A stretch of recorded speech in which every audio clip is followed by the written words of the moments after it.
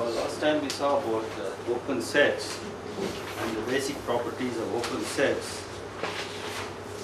So we basically observed that tau is the collection of all open sets.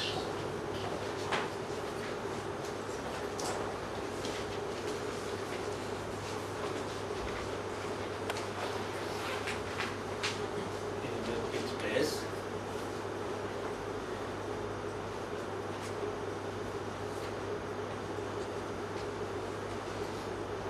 Okay. Then one. These are the whole set and the empty set are open sets. Tau is closed under arbitrary union. That is S alpha belonging to any index set belong to tau. We have any collection of open sets. This may be finite, countably infinite, and any arbitrary collection. Then the union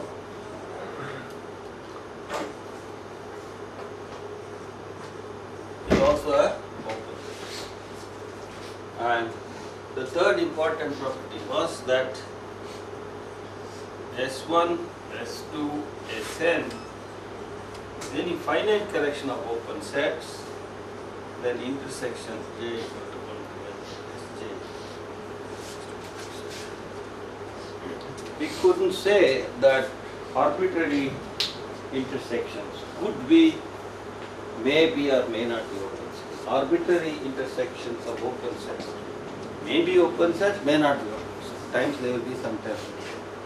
So we cannot say anything definite about arbitrary intersections. In general, they need not be open sets. So these are fundamental properties of open sets, which are eventually taken for generalization into the notion of a topological space. So we now next come to the notion of a closed set.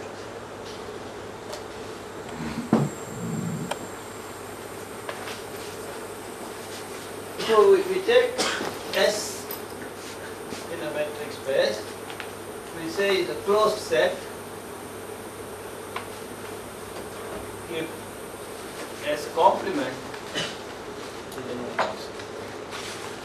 So now we have got the notion of open set, we can start giving definitions in terms of open set. We already know what it is. So we look at the complement of S, and if it is open, we say S is a closed set. So let's look at some simple examples. Our examples will be to start with only on the real line, because we haven't really looked at general metric spaces yet, though we have Rn and all. Probably we could look at some Rn. First, let us take omega to be R and D to be the usual metric. That is xy is mod x minus 1. Then 1, the closed interval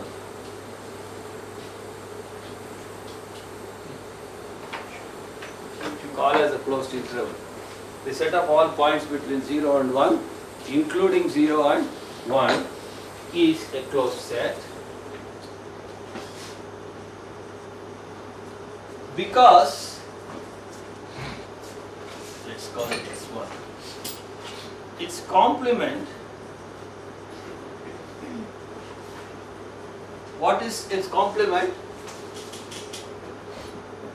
We have all the points between 0 and 1, so the remaining, namely minus the set of all points in R such that minus infinity is less than x less than 1, union all those points in R such that 1 is less than x.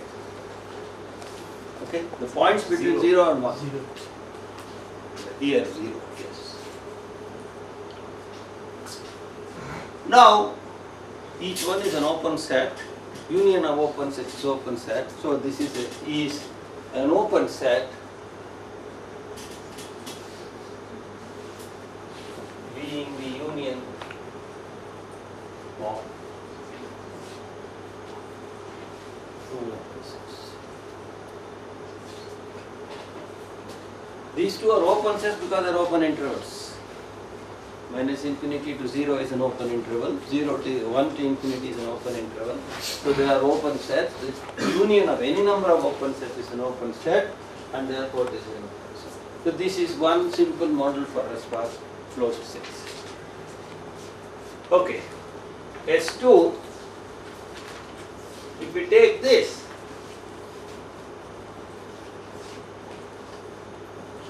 is not an open set, is not a closed set,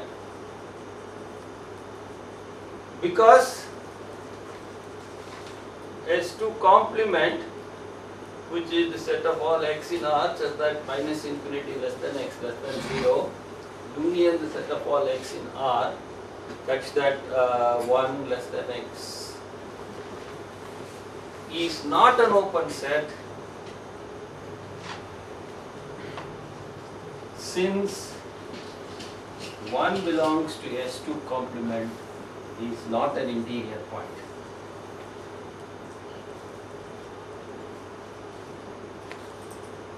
Why is not an interior point? Whatever neighborhood you take, there will be points of S coming into it. Because anything less than 1 will be going on to the S set, so any neighborhood of 1 will contain points of S, so it cannot be completely in S2 complement. And therefore this is not closed set. This is not even, this is also not an open set.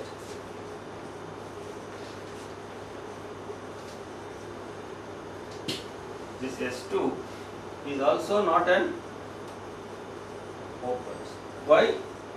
Because now, where was this? 0 is not an interior point. 0 is not, because 0 is not, for the same reason, interior point.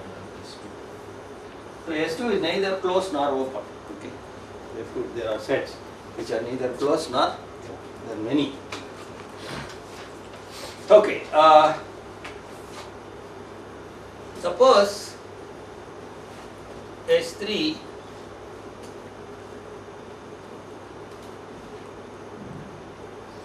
is a finite set. Again, without loss of generality, we will arrange them as the elements of the set in increasing order. Okay. Then S2 is a closed set, S3 is a closed set, since S3 complement is what? I'll just write in terms of intervals now. Minus infinity to x1, union x1 to x2, union x2 to x3, etc., union xn minus 1 to xn, union xn to. Okay. Now each one of them is an open interval, and the union of open intervals is the union of open sets, and therefore it is an open set. E is an open set being the union of open sets. Therefore S3 is a closed set. So any finite set is a closed set. Any finite set in R is a closed set.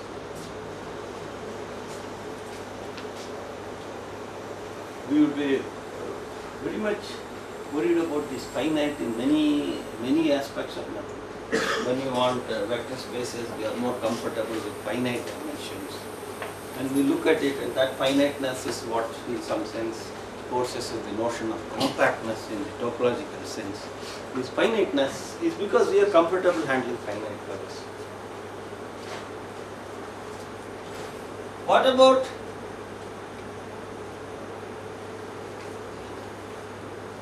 N as a subset of R? Is it a closed set or an open set? Essentially the same argument. Now this will go on minus infinity to 1, 1 to 2, 2 to 3, 3 to 4, 4 to 5, etc. etc. And why is that an open set? So the union of any number of open sets is still open set. Here n complement is equal to minus infinity to 1 union n to n plus 1, n equal to n plus 1, 2, 2, 3, 3, 4, 4, 5, 5, 6, etc. And each one of them is an open set. Is an open set being the union of open sets. So, n is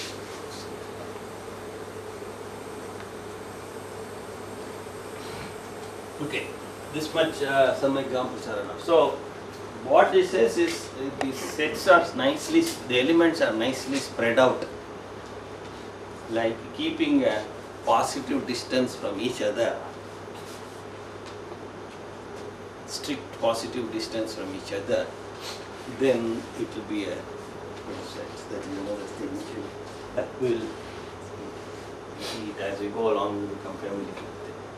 Okay, so now we have the notion of closed sets.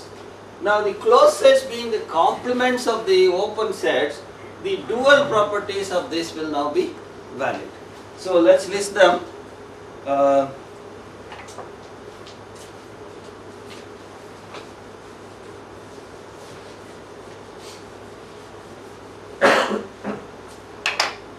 Let C be the collection of all closed sets in omega t. Then 1, what is the complement of omega? Phi. Complement of phi is omega, so both omega and phi will be HC. Because complement of omega is phi, it is open. Complement of phi is omega, which is also open, so both are closed sets. Secondly, what is the complement of this relation? Tau is closed under arbitrary union. Now we will have C is closed under arbitrary intersection.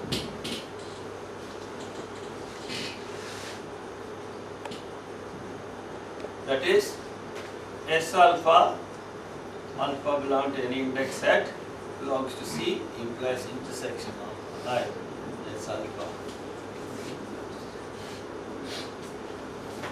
How do we get this? In order to show that this is a closed set, we must show its complement is open. Its complement of the intersection is the union of the complements. So it becomes like union of complements. But each one of the complement will be open, union of open is open, so that is exactly. Okay, so the next result is again obvious. We can only say if we have a finite number of closed sets, then the union will be a closed set. The union of an infinite number of closed sets could be not necessarily closed. Try to give an example. Give an example of union of, take for example, okay. Take Sn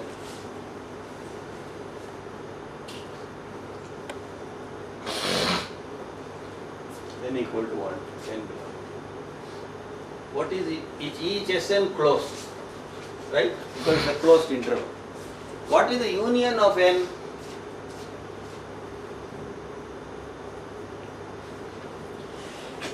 It is just one is excluded. Everything other than 1 is in that. Because anything less than 1, there is always an n large enough so that 1 minus 1 over n will cross it and it will be swept out. But you are not able to sweep 1. So it will be like this is not a closed set. Because its complement is not open as seen before. Okay. So the union of closed sets need not be open. Okay. Therefore, union of. We can't say the union of closed sets is not closed. Need not be closed. Because here is one example. If you take the natural numbers, it is a union of singletons. Each singleton is a finite set, therefore it is closed. So union of closed sets can be closed, union of closed sets need not. So that's what I will say. It's not that I am saying that union of closed sets will never be closed. But we cannot say it will always be closed. That's what the problem is. Union of closed sets need not be closed.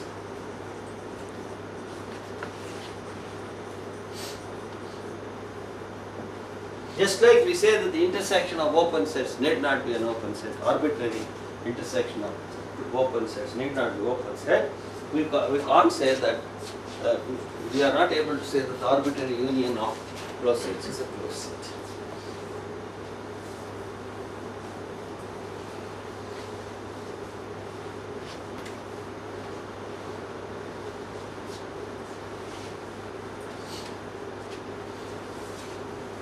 Now here I am going to look at another simple construction, type of construction, which is sort of omnipresent in several places in mathematics. We will do this construction again and again. Now suppose I have a closed set. Suppose S is a subset of. See, whenever I state the general result, I am stating it in the form of metric space. When I give examples, I will give in the real numbers. Only when I develop more examples on metric space, I will give you some more examples of this statement. Okay, suppose I have an open set. And suppose I have a subset of the metric space. Now I don't know, S may or may not be closed.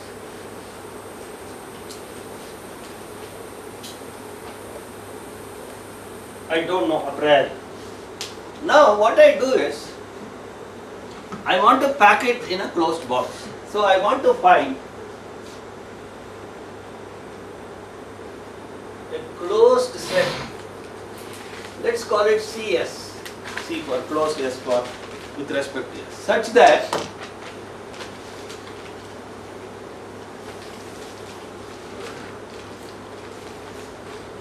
it packs S. You can pack it in. S can be packed in this closed set. Now, do I know at least one such CS? Omega. If S is closed, S itself is S1. So, clearly, omega is one such CS. Whatever be S.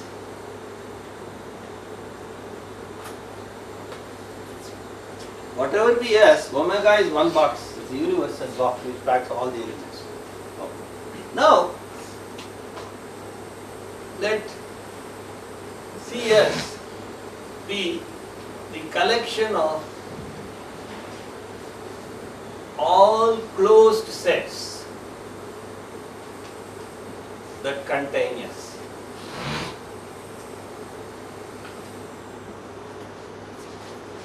We know that this is a non-empty collection. Why? Because we know omega is a part, it belongs to it. Because omega is in this collection. It is a closed set, but it contains it. So CS is a non-empty collection.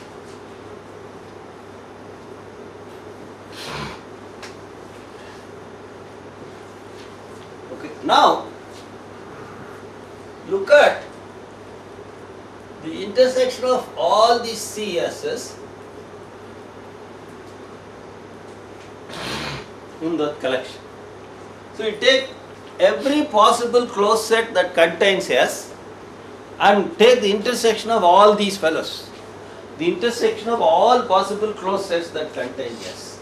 What do we observe? Let's call this as some set, S tilde for the time being. Okay. One, we observe S tilde is a closed set. Why? It's because each one of them is a closed set, and arbitrary intersection of closed sets is a closed set, a property which we have observed. So being an intersection of closed sets.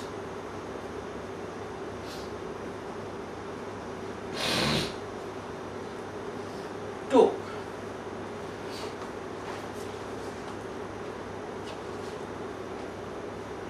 C S tilde belongs to C.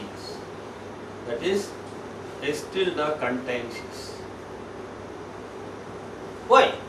By very definition. S is a part of every one of these fellows, and therefore S will be a part of the intersection also. Every point of S is in every element CS, and therefore it is also in the intersection. So S is in CS by very definition.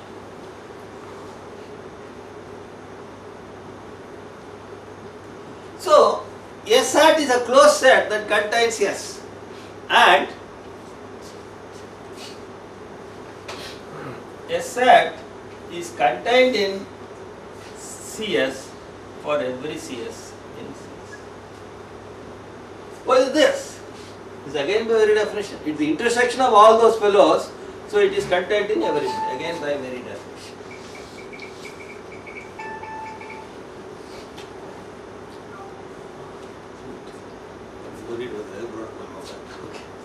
Now what does all this say?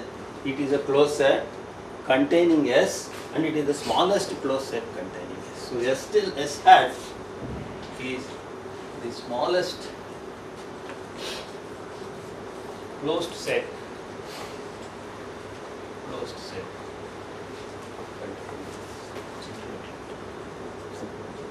So given any set, that is the smallest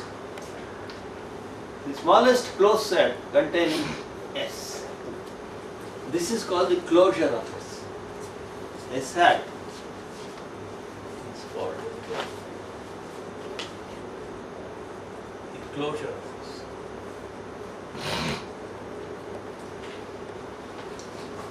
In particular, S is closed, then what is S hat? S hat is that same set. So it's itself. So if S is closed, implies S hat equal to S. What about S hat equal to S means what? Automatically S is closed. Because S hat is a closed set. If it is equal to S, that means S is also a closed set. So this is closed. So S is closed. If and only if it is its own closure. It must be the smallest closed set containing it. The closeness also we already forces it. So every set, see for example, this is essentially what we use, this sort of argument is what we use to show that given arbitrary set of vectors in a vector space, there is a smallest subspace that contains all of them. And that is called the subspace generated by this, or the linear closure of the set S. How do you do it? Take all the possible subsets that contain S. Here, instead of closed set, take all possible subspaces. There is at least one subspace, namely the whole space, namely the vector space itself. Then, look at the intersection. Just like that property will have the intersection of any collection of subspaces is a subspace. Same. That subspace, the S hat will be a subspace. It will contain the given set, and it will be the smallest subspace that exists. That is the idea that you will have. Every set in a vector space generate a subspace, the smallest subspace containing. This proof is exactly the same. We again, when we do probability theory or measure theory, we say given an arbitrary set, there is a smallest sigma algebra that contains. What is the thing? Take the collection of all sigma algebras. Is there at least one, the power set? Then same story. Take the intersection of all sigma algebras containing S. The intersection of all sigma algebras is a sigma algebra. It is a smaller sigma algebra, and that's the end of the story. Okay. So this argument Similarly, the topology generators, where is the smallest topology generated by any given arbitrary collection of sets in a given set, that same story continues. So this trend, this proof is universal. It is not just for closed set. There is a universal idea involved in these things. Okay. Now I am going to look at this closure in a slightly different way.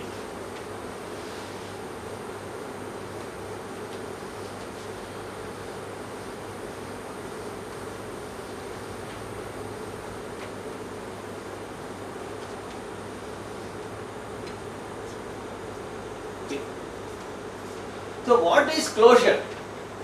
If the set is closed, there is nothing to do. That itself is its closure. The real problem starts when the set is not closed. When the set is not closed, the closure S set contains S and something more. So what is this something more? What is this extra that I have to supply to S in order to get the closure? And that's what we will investigate. There is something lacking, there is a certain defect in S. Now we have to optimally remove that defect in order to make it a closed set. What is that we have to supply? That's what we will look at. Okay. Now let's look at the notion of a limit point of a set.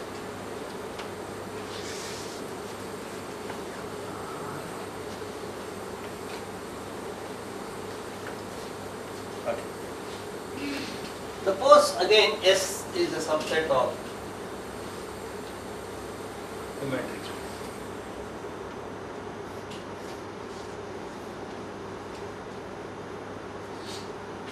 Here, whether you work in R or in a general matrix space, all these are the same. There is nothing special about a general matrix space. The idea or a real line, they are all the same concept. The only difference will be in the definition of the interior point. Afterwards, everything follows. For the definition of the interior point, in the real line, I will use the absolute value. In the other places, I will use the right metric, the D that I have placed. That's all. That's the only difference. That ball S V epsilon etc. Oh, a point, let's S naught belonging to omega, not necessarily S. It may or may not belong to, I don't care. Any point in that universe is called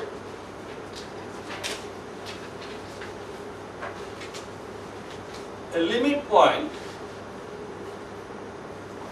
of S if the limit point means whatever this fellow, however this fellow tries to enclose himself, he is not able to avoid that set S. Somebody from that S will come inside. It is like, I'll always say, it's like the mosquitoes. However small a mosquito net X naught tries to put around himself, the mosquitoes, namely the elements of the set S, enter inside. That's the typical limit point. If for every epsilon positive,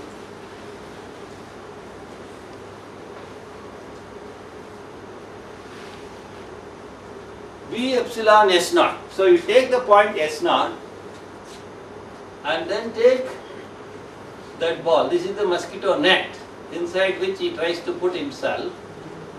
There will be one mosquito that come and sit inside. Of course, we will assume that S naught may be a mosquito. He may be trying to avoid other mosquitoes. But even he is not successful, that means there will be another mosquito, except possibly other than S naught. So how do we say that intersection of B epsilon minus that center? If he were a mosquito, I won't count him. There will be one more mosquito.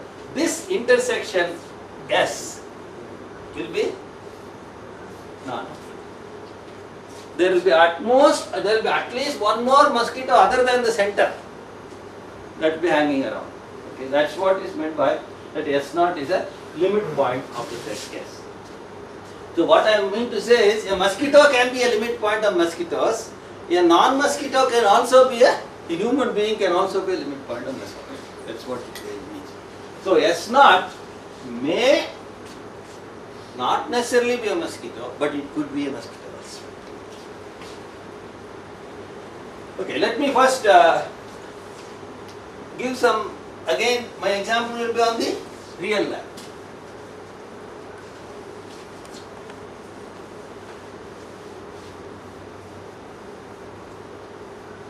So does that imply all interior points are necessarily limit points? Because interior points by definition is we can fit a ball inside the Integer points where? interior points of a set. Yes. Within the set S, Yes. we can fit a ball. Yes. So the ball contains additional elements. There is a ticklish situation there about a very careful definition of, see the metric may be very crazy. That the interior may consist only of the center. Nothing, hollow interior may be there. The set of all points from that point within a distance epsilon, that may be considering only the center. That means that fellow may not have anybody in his neighborhood. So you are, you may end up in metric spaces where you should not be carried away by what happens on the real line. Okay, things could be little difficult. Let us take for example, it's a good question he asked. What he said was that suppose I take an interior point, then all the points there are in the set S, and therefore it must be a limit point. Well, all the points there, you are assuming there are points there may not be points there. Let us take for example omega to be n.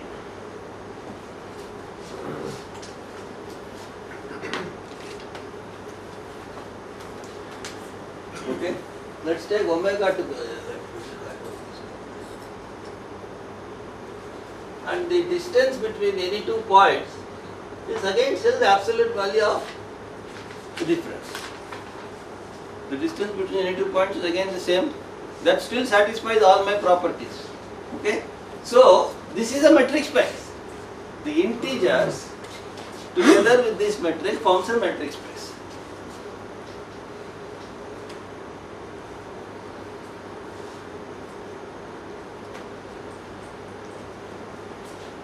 Now in this metric space,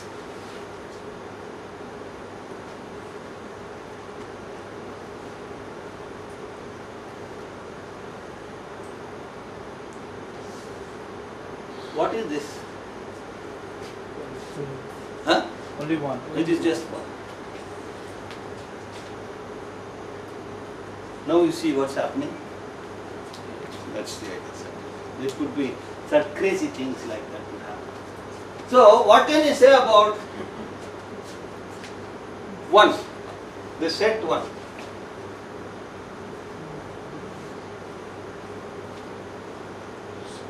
Which space does epsilon belong to? Epsilon for anything, any positive real number, because the metric is defined to be from omega to r plus.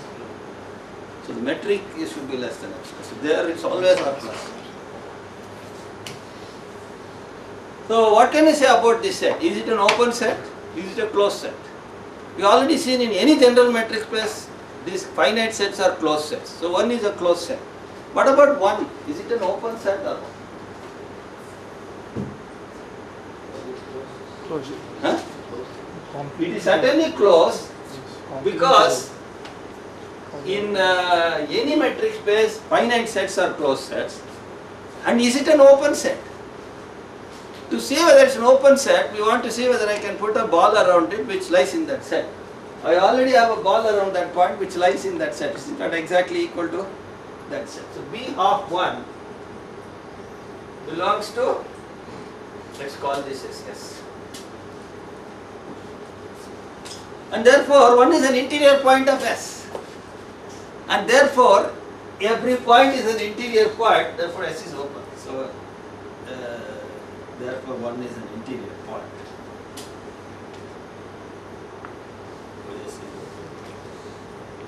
So here is a set which is open as well as closed. Similarly 2, similarly 3, similarly 4.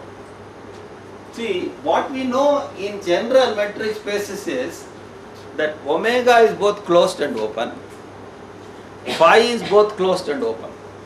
Right? We saw that. The dual properties. Omega and phi are open, therefore omega and phi are also closed. But in a general metric space, we do not know whether there are other sets which could be both open and closed. Now that brings us to the notion of connectedness and all a little later. But here is a set where every point, every singleton set is both open and closed. Okay? And you can do more just from this example. So you should not get very highly confused that something is open, therefore it should not be closed, something is closed, therefore it should not be open. In the real life, the R and phi are the only open and closed sets, at least at present. Okay, we'll see more examples, and we'll also see certain questions connecting to this question of whether some sets could be both open and closed, other than R, omega and phi, and some notions of connectedness will come into the picture.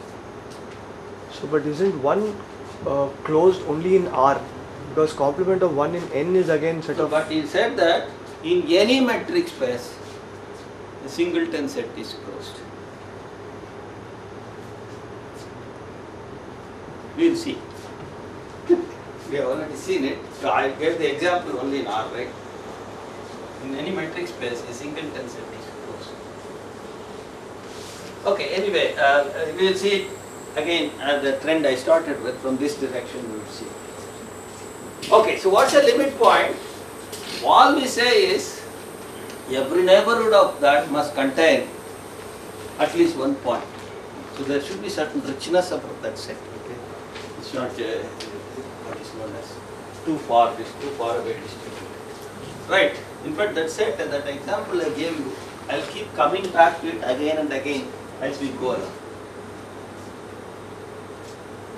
Right. In the real life, it's very easy to see, as you said, that if you have an interior point, every point will be in that set will be inside that interior point. Okay. Anyway, I will come back to all those questions shortly.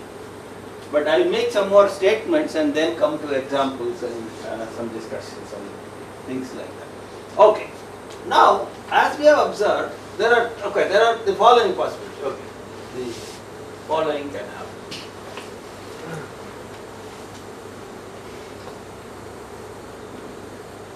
One, S has no limit points.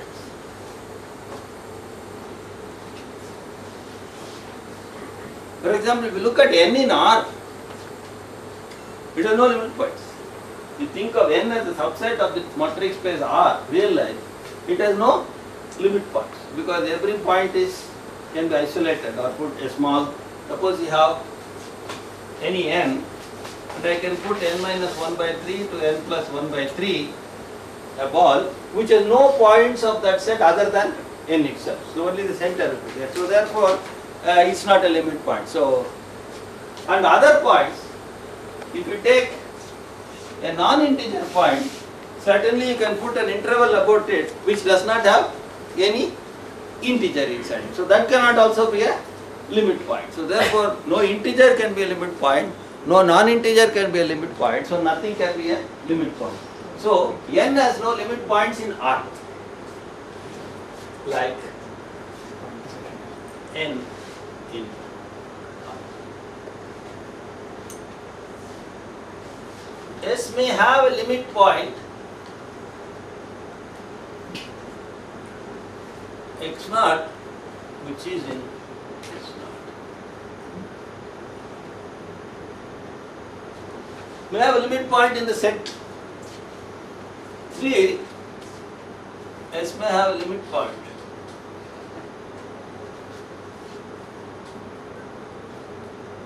S naught which is not in S.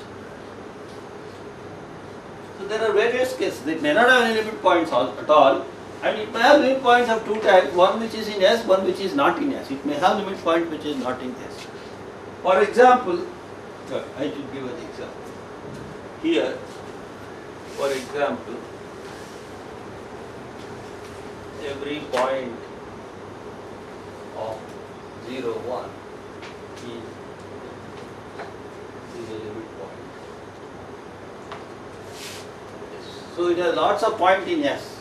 let's call it S, is a limit point. Every point is a limit point. On the other hand, 1 is the limit point of S, which is not in S. The same S.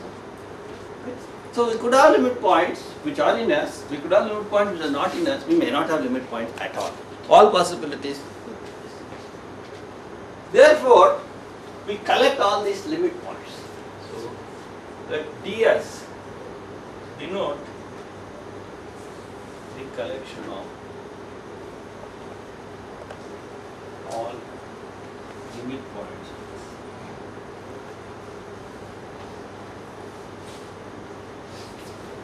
Now what could happen?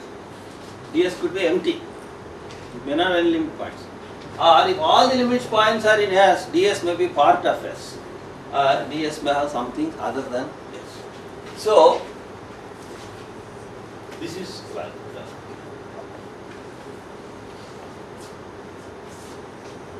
We then look at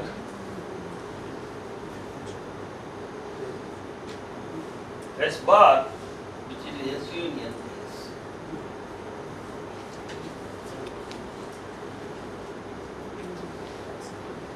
Okay, that is what we are saying is, if there were any limit points that were missing, supply them.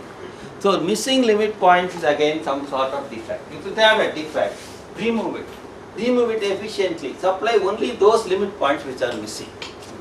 So this is another way of removing a certain defect that could be in a set.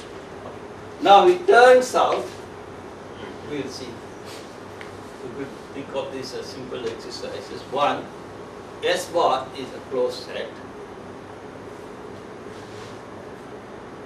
S bar, of course, clearly S is contained in S bar, therefore S bar belongs to the collection of all closed sets that contain S. Remember that, all closed sets that contain S. So S bar is also in S, CS, and we also had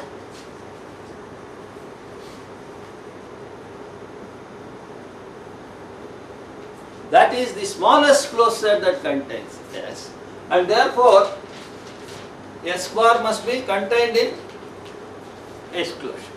The other way. Because this is the smallest closed set containing S. So S bar is another closed set which contains S. S hat being the smallest among all those fellows, S hat must be contained. It turns out that the other way is also true. 3.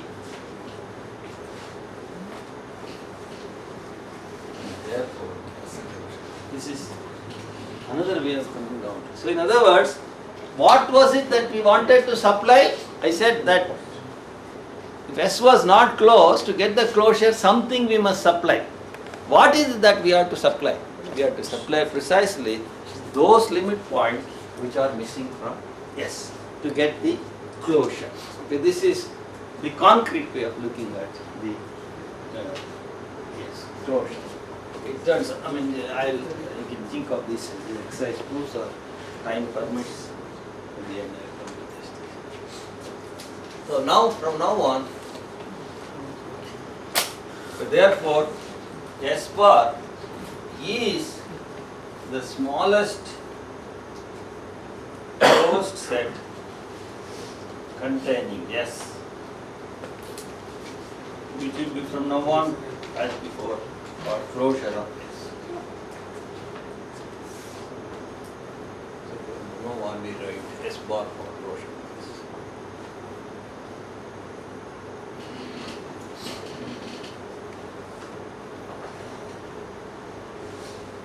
Okay, so the thing that we had to supply, you always had to do some appending. Always it was appending. Natural numbers, appended the negative numbers, then appended the rationals, then appended the irrational, then you append the imaginary numbers, then the complex numbers and so on. Something is missing, you append. When you do it optimally. Okay, the right things that have to be appended. In particular, therefore, S is closed when? When S closure is equal to S. That is S bar is equal to S. That means this is not giving anything new. That means this must be a part of S. So all the limit points are in S. So S is closed. If and only here. That is S. S contains all its elements.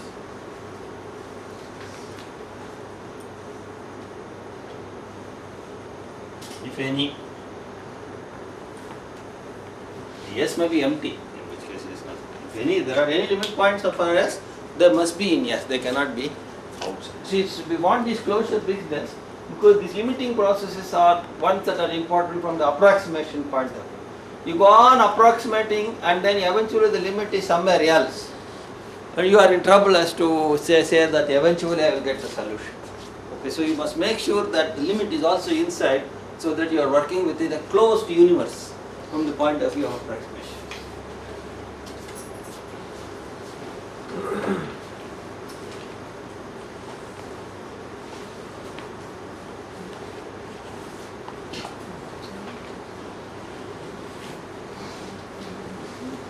Now I will be doing many things, many statements, many things like this. Eventually we will see them all put together as to one major result. What do all this have to do? What does it give as far as the structure of the real numbers is concerned? What is the topological structures that comes out of all these things?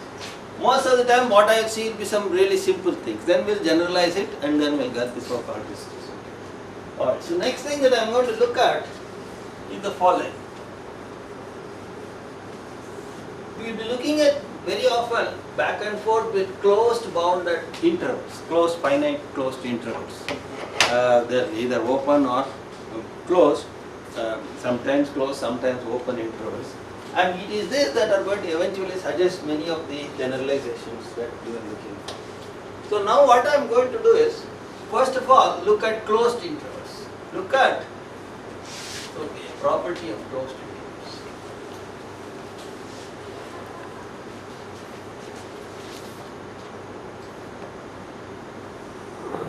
Look at a finite number of closed intervals. So before we leap into infinite, we want to backtrack and see what's happening in finite situations. Look at a finite number of closed intervals.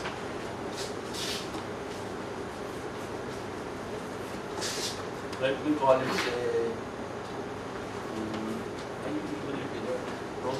Jk is equal to Ak Bk.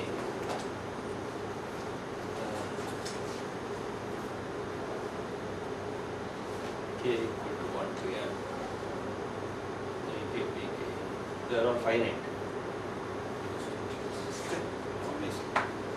So suppose we have a finite number of closed intervals. Now we want to look at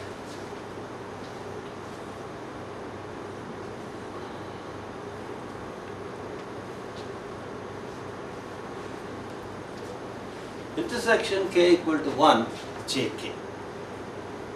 Let's call it as j. Now we want to see what we can say about j. Well, first of all, j1, j2, jn are closed sets because they are closed intervals. So intersection of closed sets is closed. All I know is that clearly j is a closed set. Clearly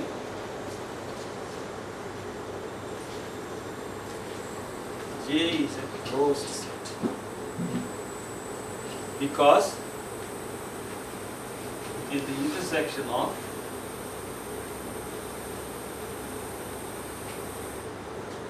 closed sets.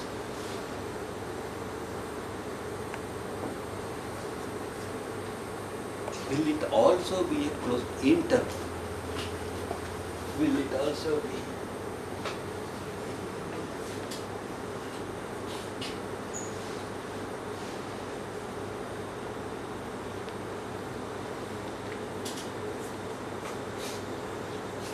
Now, obviously, if I take 1, 2, 3, 4, I1 and I2, what is the intersection? So it could be empty.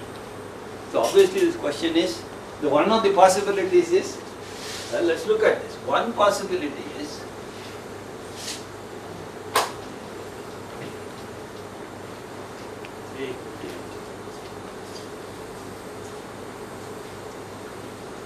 okay. That is one possibility. Or we might have situation like this.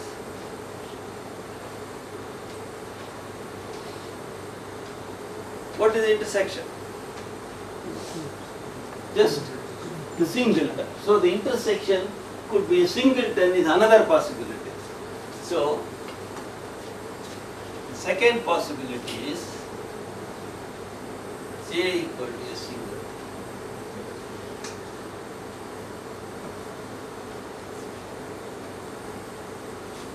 We could have like this.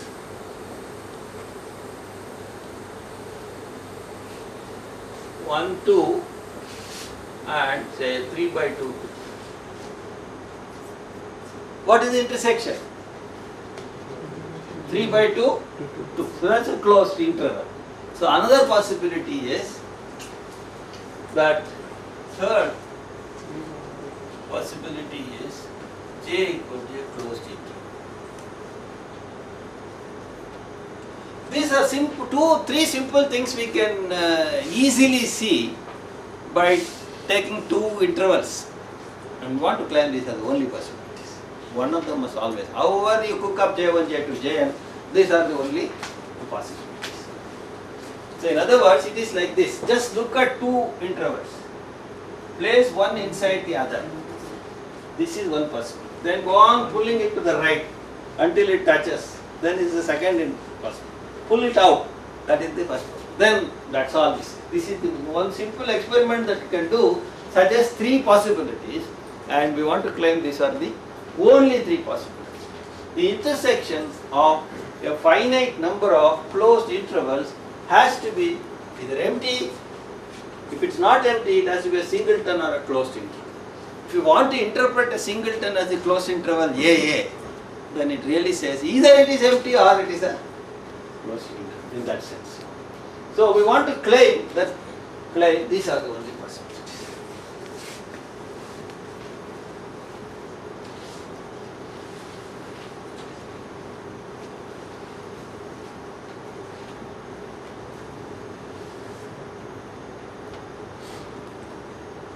So what? So let's state it as a proposition. So what is the proposition?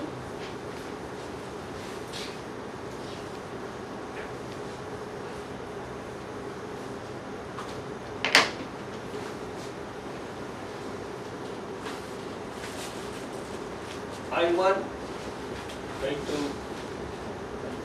I call them J1, right? Because closed I always use J for some reason, right?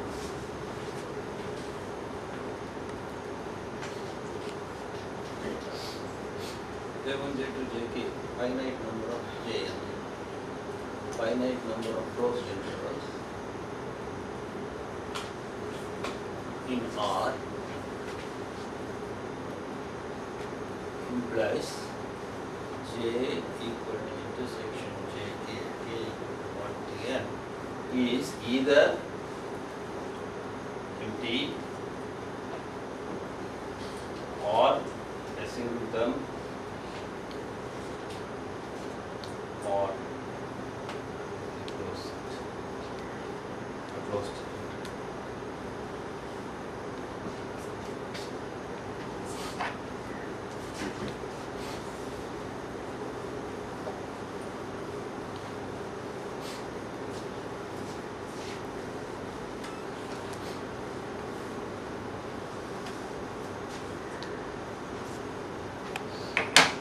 Now before I prove this theorem,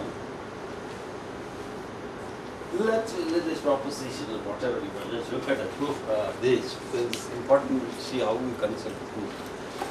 It has certain ideas to it. Look at the complementary thing. Suppose I started with finite number of open sets.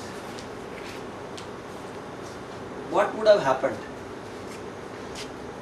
Suppose we have done similar experiments. Okay. Well, we could have turned out either possibly a open interval Or could we have got a singleton? We could never have got a singleton because the intersection of open sets is an finite number of open sets is an open set. So if it had a point, a whole lot of fellows should have been around him. So it could, the second possibility is ruled out. So it would turn out that that result is true. Either it's empty. Empty is possible. I could put one open interval here, another open interval somewhere. So it should be either an empty set or an open interval. In the case of open intervals, the possibility of singleton is ruled out because once one fellow is in, lots of his neighbors are in. So it's we cannot just allow entry to one fellow. Did a lot of. I had a British friend in the math department long back. He had a visa problem. And for a long time he was fighting for his visa. Visa in India. But for once it was a reverse case. A fellow was fighting for his visa in India. And he didn't get the visa. And one day he came very furiously to me and said, see, what would India lose if they give one Britisher a visa?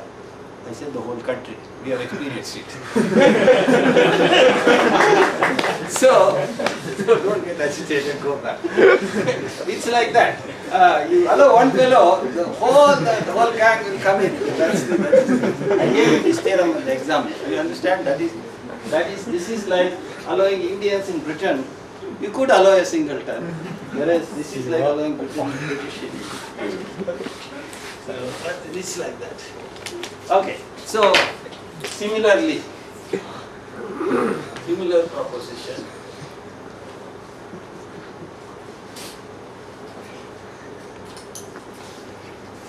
G1, G2, Gn, open space, open intervals in R implies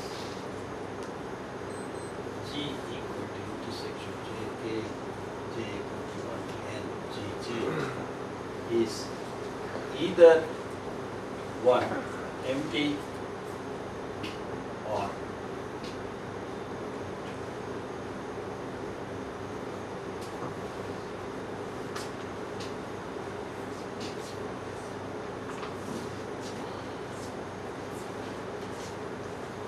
okay. So let's look at this first. Let's look at the answer for the proof. Roughly the proof of both of them are the same. I want to look at this proof because it suggests what will happen in the next step. Of 1. So let the intervals be Jk be equal to Ak Bk. Okay, as we had before. Jk are the closed intervals, Ak, Bk. K equal to 1 to m. So there are finite number of them.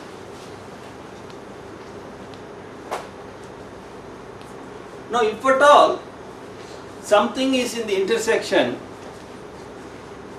it has to be greater than Ak because it has to belong to Jk. If something has to belong to the intersection, it has to belong to Jk.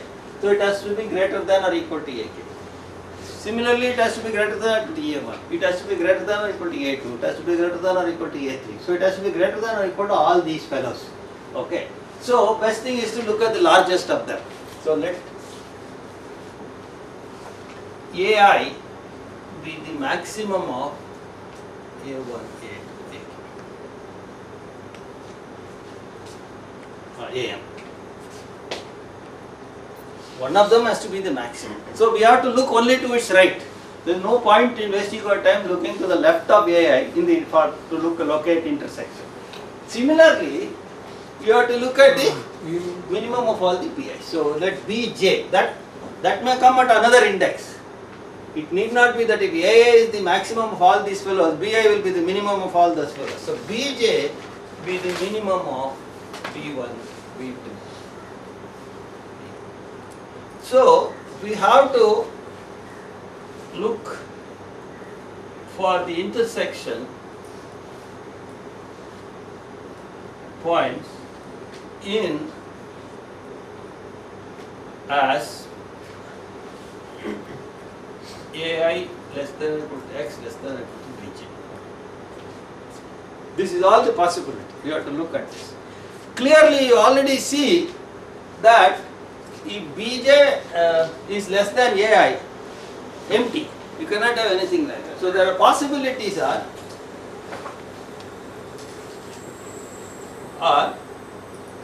AI greater than Bj, AI equal to Bj, AI. Now what would happen in this case? Empty. Because no such X. There cannot be an X which is greater than AI but less than Bj because AI is greater than Bj. There is no such thing. Then, that is that case. When will this empty intersection come? The empty intersection will come if the maximum of the left-hand points, beats the minimum of the right-hand points. Take all the given intervals, look at the maximum of the left-hand points and look at the minimum of the right-hand point. If the minimum of the right-hand points goes this side, then you are finished. You cannot have anything in the intersection. Right. Now, in this case, what does it say about the intersection? AI is equal to It's precisely that common point. Okay. In this case, the intersection is precisely, I have not written it in the greatest of time, precisely this common point. Call it as that. Okay. That is the singleton case. And what happens in this case? AI Bj is this. Now you have to prove this. Now from the very construction is almost clear, so you have to just write 2 lines to say that is. Now that's the case where the closed interval case can come. So it's very easy to construct the intersection of a given finite number of closed intervals. All you have to take is to look at the maximum of the left-hand points, look at the minimum of the right-hand points. Depending on that, you know what the result is. Okay. This is the case when the maximum of the left-hand point is greater than the minimum of the right-hand points. This is the case when they are equal. This is the case when the maximum of the left-hand points is less than the minimum of the right-hand points. Is that clear? Right.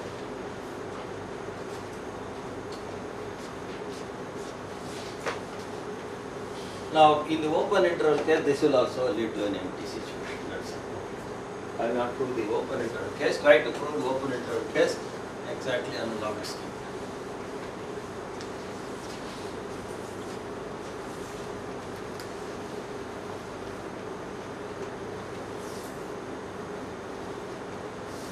Now, what we now intuitively see is the following. Let us make a move from the finite number of closed intervals to an infinite number of closed intervals. But we are interested, we are going to look at a particular type because many other things will lead to triviality. So what we want to do is, in the finite things, what we looked at was the maximum of all these left-hand points, right? Now, suppose you had an infinite number of closed intervals, I will have an infinite number of what? Left-hand points. So the maximum could turn out to be infinite. The supremum would become. So it becomes infinite. I want to avoid that situation, right? Similarly, the minimum fellows coming down, if there are infinite number of them, it could turn out to be minus infinity. I want to avoid that situation. So therefore, in order to avoid that situation, I will create a situation where such problems don't arise. Now suppose I have a closed interval and the next closed interval lies inside that and the next closed interval lies inside that, then what happens? No problem, because the left-hand points will be coming down, coming up now, and they are bounded above. So there is no question of they are flying off to infinity. Similarly, the right-hand points will be coming down and they are bounded below, and there is no question of they are flying to the left. That is the first thing. So in that case, what will happen to the intersection? The empty thing is ruled out.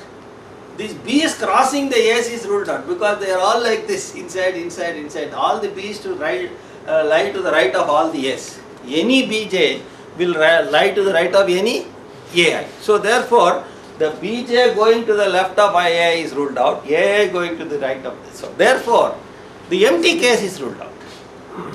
If the empty case is ruled out, what is left? It could be a singleton or a closed interval.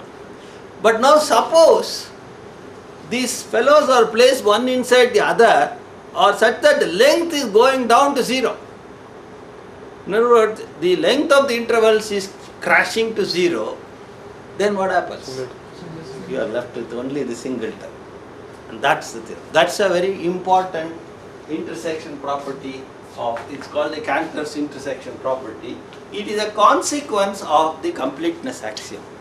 Namely that which leads to the fact that any sequence bounded above will have least upper bound, any sequence bounded below will have a greatest lower bound, and if they are increasing it will convert to the least upper bound, decreasing it will convert to the greatest lower bound. And this is an important theorem in the general context of metric spaces also. It's called the Cantor's intersection. The generalization of this is the Cantor's intersection. This simple observation is what is known as the Cantor's intersection property, put in the most general form.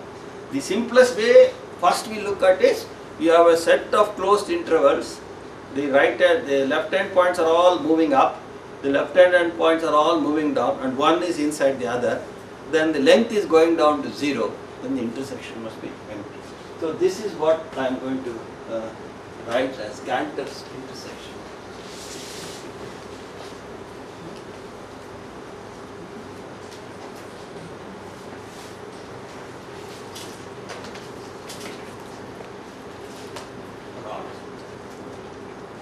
This is the beginning. This is not the complete Cantor's intersection property. It is from this we learn that let Jk k belongs to n be a sequence of closed intervals now such that 1 Jk plus 1, that is one in the, any interval is contained in the next interval. So 2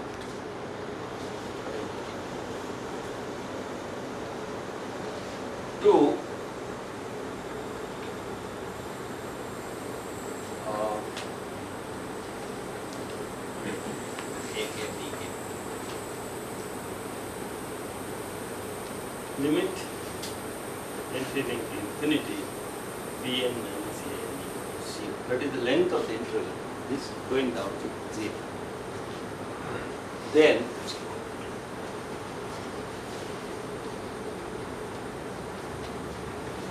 intersection Jk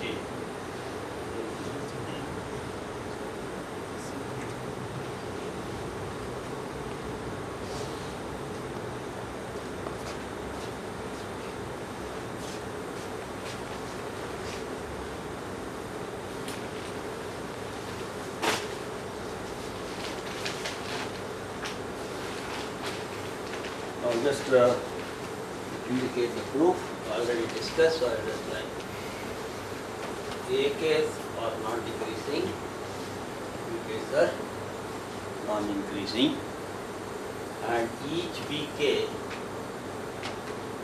is an upper bound for the non-decreasing sequence AK,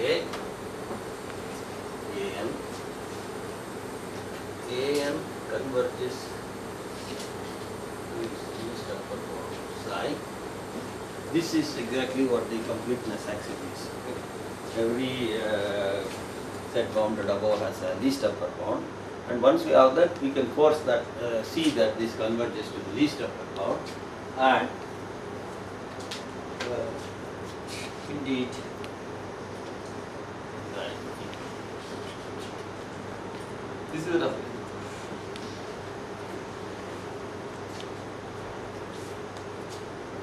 These are the steps involved in the process. First, catch on of a possible fellow, and it also can be looked at as the greatest lower bound. Xi is also the greatest lower bound of the BM sequences. They both come and crash there. Okay, that's exactly. First of all, up to this it's okay. Call the list of components Xi. First of all, show that Xi belongs to this intersection.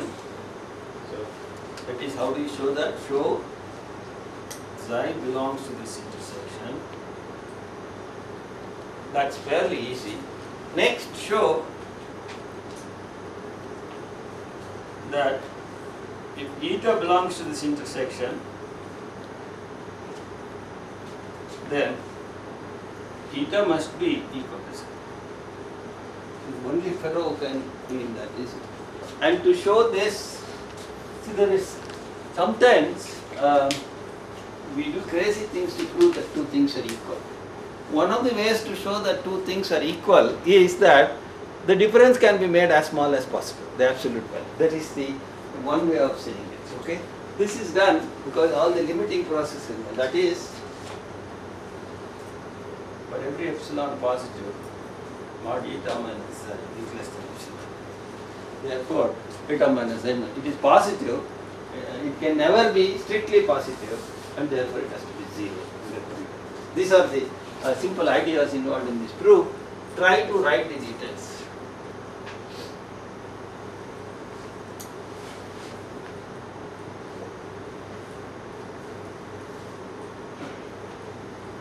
I almost given all the ideas, so basically you have to put the epsilons. Analysis is to putting your epsilons in the right place. That's the basic intersection property. I will come to this more generalizations of the later, but what we see clearly is now through the intervals things are seen very clearly. Finite things gave some idea, from that we pushed it and we got into the infinite situation and we got happens.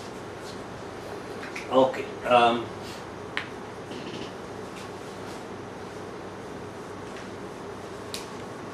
So now we have the notion of open set.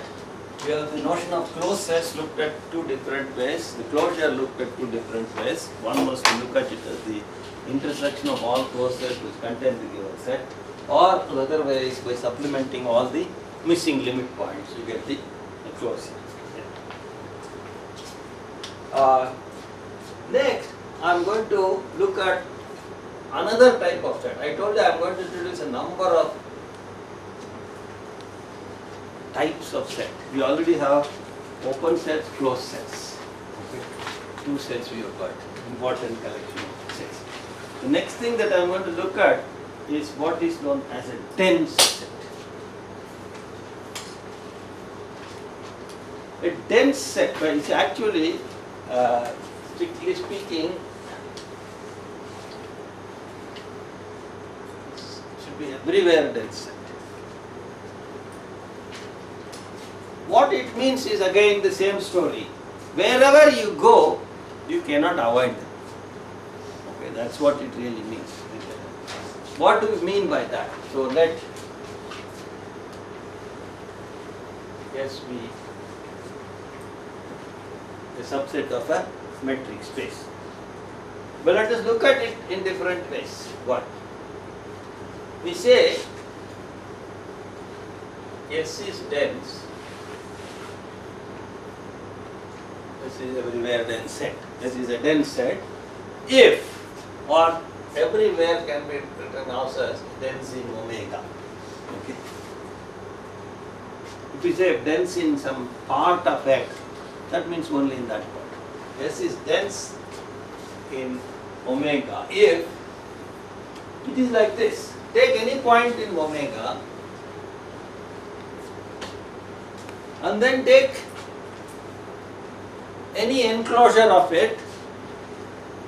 Any enclosure is always a ball of radius epsilon about that point. Take any enclosure of it, this fellow will go on zero. That's what. Now I am not saying, okay, then dense enough if for every epsilon greater than 0, P epsilon x for every omega in omega and for every epsilon.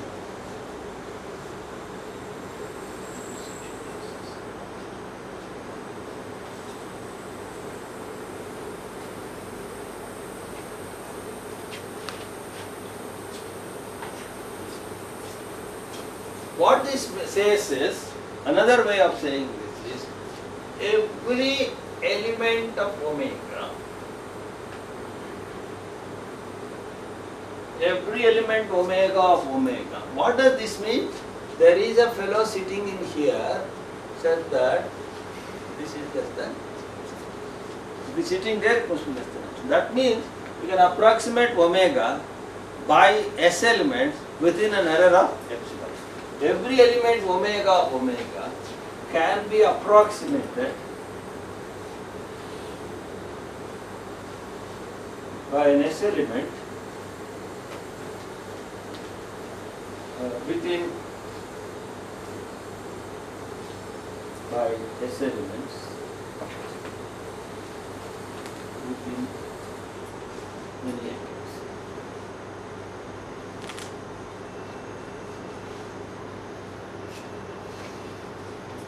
Within any error, I should say. What is the correct language? Within any error, with any accuracy, or within any error.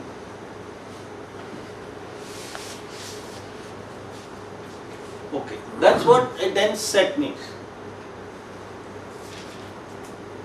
Now we have to give some examples. Okay. Let's look at, before I do anything else, let me start with some examples of dense.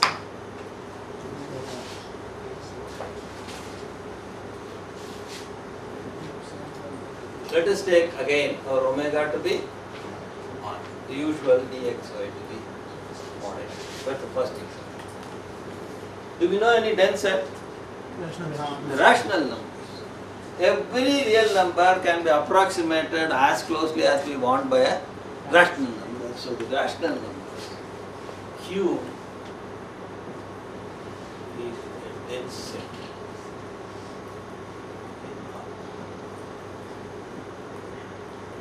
Any other dense set? Say all rational numbers multiplied by root 2. Huh? All rational numbers multiplied by root 2. All irrational numbers also are dense sets. Okay. All irrational numbers are also dense sets, because between any two real number there is an irrational number. So that's exactly what. So all the irrational numbers is also a dense set. Now what we would like is the following. If we can approximate by these S elements, that means essentially S has all the information. Essentially S seems to have all the information, because other fellow is very close to him. If I want to know about him, I will approximate him with this and study this fellow. So basically, therefore, the idea of the dense set is to see that I get a smaller collection, the study of which gives me a lot of information. Now when I get a smaller collection, I want it to be as small as possible. One thing is to ask it to be finite. Now that may be asking too much. Well, if you are lucky, there may be a finite dense set. What is the next best we can ask? Countably infinite dense set. We may be lucky or we may not be lucky. In this case, we are lucky. Q is a countably infinite dense set. Okay. So here we have a countably infinite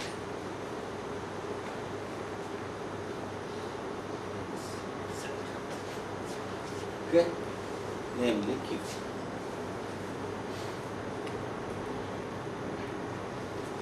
Now, you may ask, is it true that always we get a countably infinite dense set?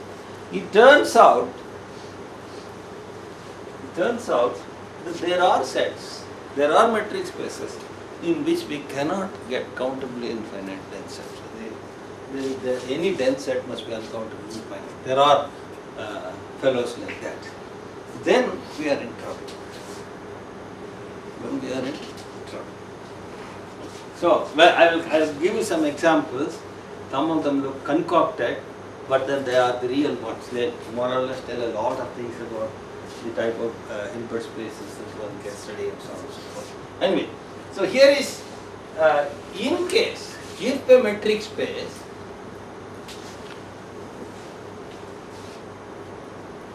is such that it has a countably, at least one, countably infinite, countable tensor.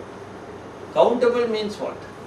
Either finite or countably infinite. Countable tensor. Then it is called, the name is given, it is called a separable. What is spelling for separable? Is it PA or PE? PA? Right. So that's why most of the times I write separable space. I don't know beyond that what it is. It's called a separable metric space.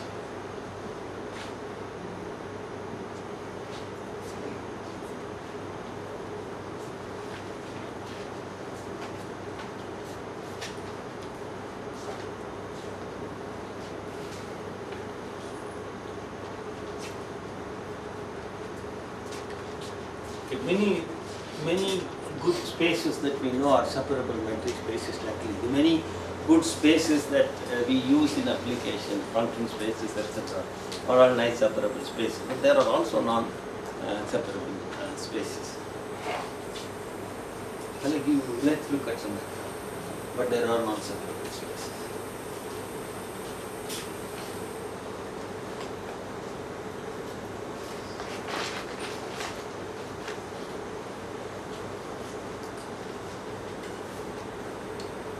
I'll give one for perhaps for 5 minutes. Let's see. Well, first time an example of a metric space which is different from the real numbers or the vectors that we are talking about. Let us take the real number itself, and let's call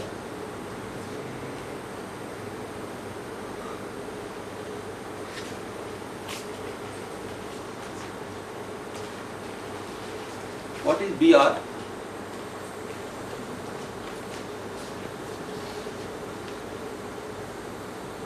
That's first of all, let's call FR. I think I had a notation for this before, but now the set of all real valued functions from R to R. Okay. Take all real valued functions from R to R. Now, suppose I take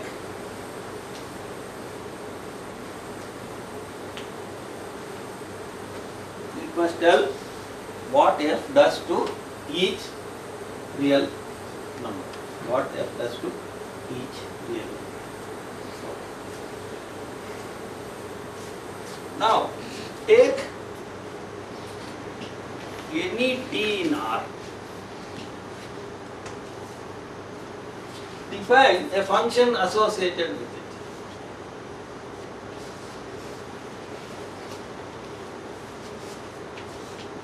As follows. This is the delta function which takes the 1 at del t and 0 elsewhere. Okay. It's essentially a sort of a delta. As f of t x is equal to 0 if x is not equal to t, 1 if x is equal to t. So what is that function? It is a real line with the origin. Suppose t is there, it takes the value 1 here and 0. That's the graph of the function. It's just at one point it peaks and then that's it. Everywhere else it is 0. How many such functions are there? Uncountably infinite number of such functions are there, because for each t I can do like that. I can make it peak at 0, I can make it at r or any point I want to make it peak, and 0 else. So there are, so let's look at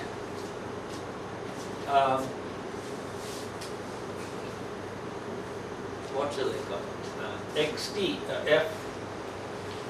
F1 R to be the collection of all these functions Ft where T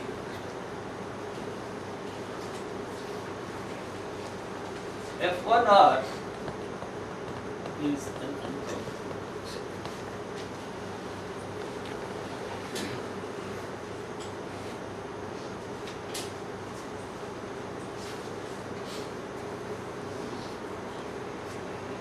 Okay, now I'm going to take this as omega. Take this as omega. This collection of this delta, sub delta type like functions, you put infinity for delta, but I want unit mass there. So let omega be equal to F1.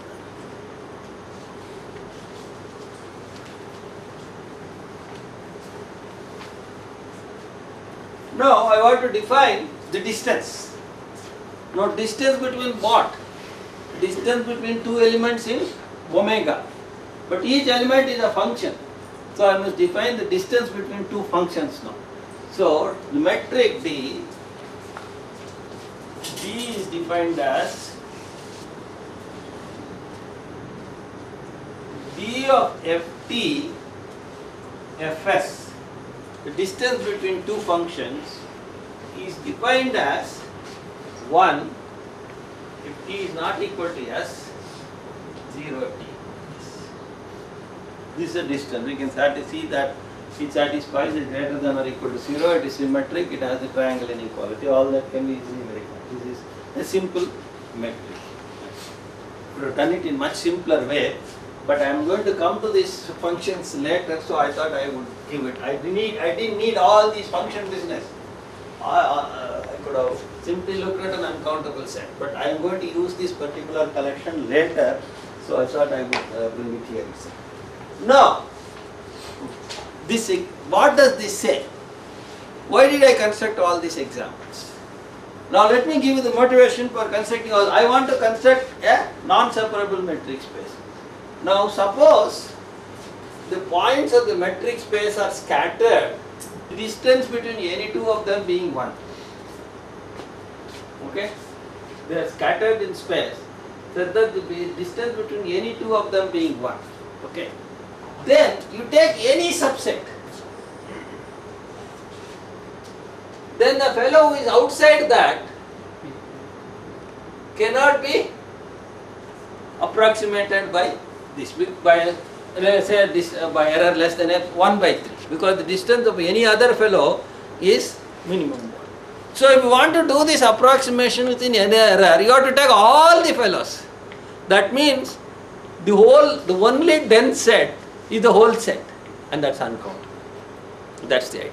So if you get a scattered set like this, where any 2 points in that set keep a minimum fixed distance, then the only dense set that is possible is the whole set.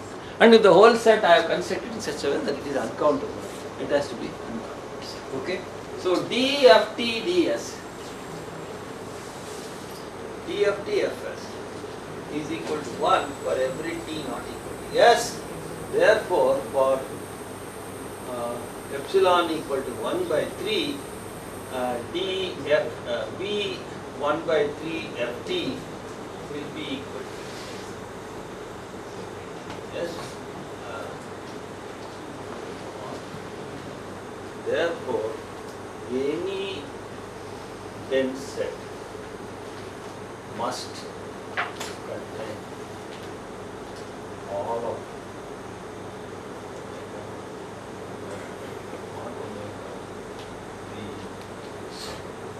C.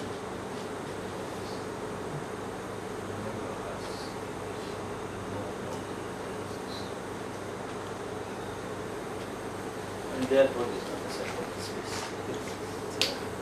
So it's not this function or anything to do with it. As long as you take any uncountable set, define the distance to be 1 in the distinct point, 0 to be non-distinct points, then that space will be non-separable. So any uncountable set with this metric is a non-separable metric space. And we'll come to, as in the function spaces, these sort of things are important. We'll look at it, we'll show that the space of all bounded functions is not separate. Okay, I will continue. The density, what we will